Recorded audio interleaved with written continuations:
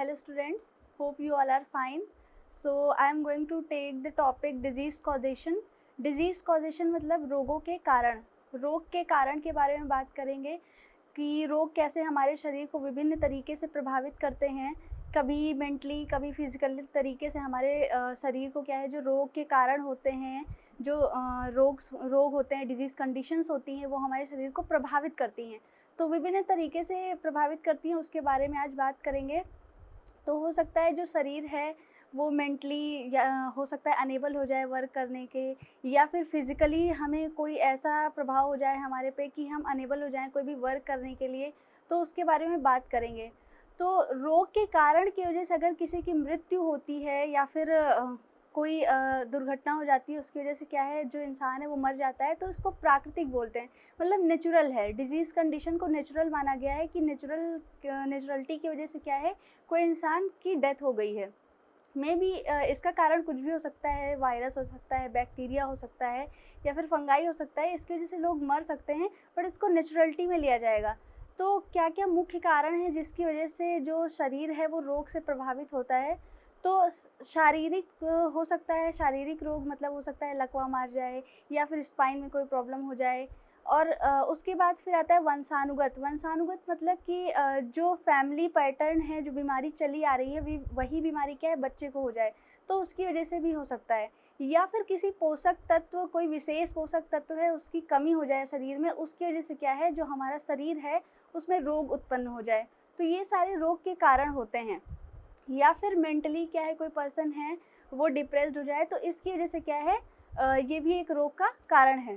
तो इसमें विभिन्न तरीके की थ्योरीज दी गई हैं, 4 थ्योरीज बताई हैं अपने अपने अनुसार, सभी वैज्ञानिक ने या साइंटिस्ट ने अपने हिसाब से थ्योरीज बताई हैं। तो वो जो डिजीज़ कॉजेशन की थ्योरी हैं वो उसमें से फर्स्ट है नवीन थ्योरी। नवीन मतलब न्यू एरा की जो थ्योरी है, उसमें बताया गया है कि जो रोग है उसका कारण हो सकता है कि जो परमात्मा है या फिर बहुत लोग भगवान या जो भी वो जिस रिलीजियस में बिलीव करते हैं उसके बारे में बताया गया कि वो अगर जब गुस्सा होते हैं या कुछ हम लोगों ने गलत किया होता है तो उसके प्रकोप या उसकी सज़ा मिलती है हमें, इस वजह से हमें बीमारी होती है, ऐसा माना गया है न्यू एरा के थ्रू।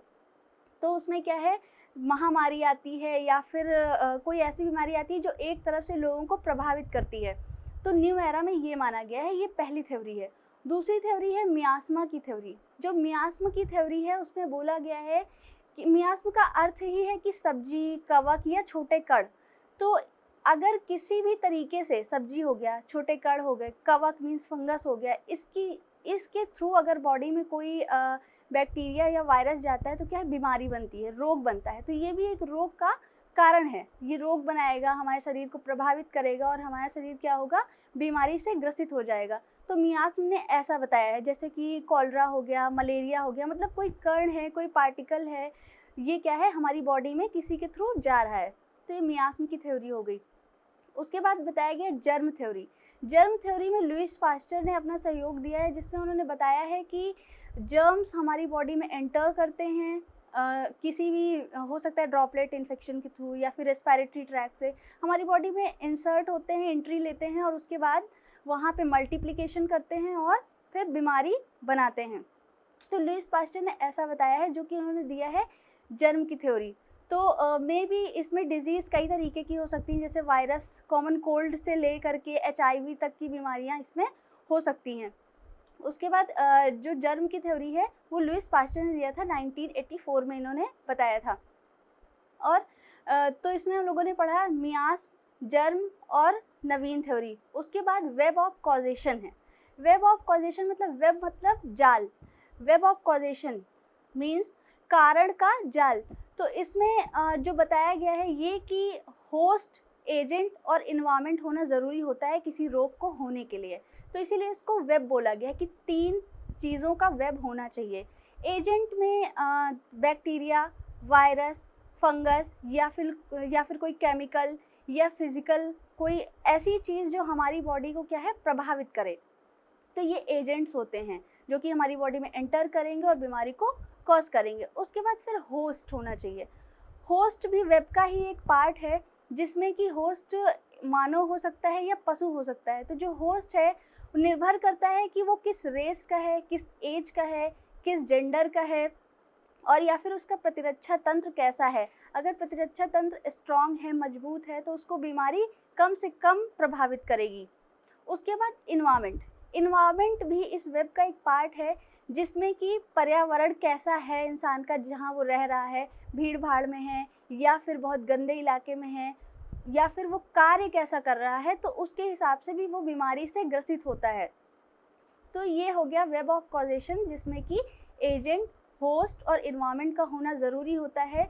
अगर ये तीनों नहीं होंगे तो बीमारी कॉज नहीं हो सकती है।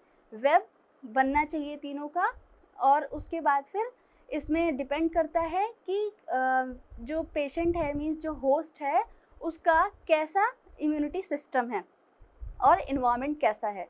तो उसके बाद ये हो गया थ्योरीज़ के बाद अब इसमें रोल ऑफ नर्स क्या है, या फिर भूमिका क्या है एक नर्स की इस थ्योरीज़ में।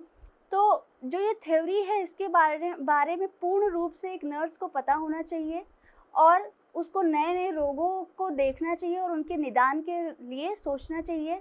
अगर उसको कोई नया केस मिलता है कभी किसी बीमारी का, तो उसको रिपोर्ट करना चाहिए और एक रिकॉर्ड बनाना चाहिए और डॉक्यूमेंटेशन करना चाहिए। और हेल्थ एजुकेशन मोस्ट इम्पॉर्टेंट है।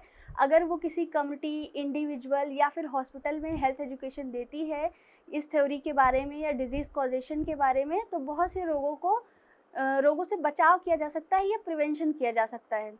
तो आज हम लोगों ने पढ़ा कि क्या होता है रोग का कारण, कैसे होता है, इसकी थ्योरीज़ क्या है, और एक नर्स का क्या रोल होता है। Hope you all understand. Thank you class. We will meet in next video.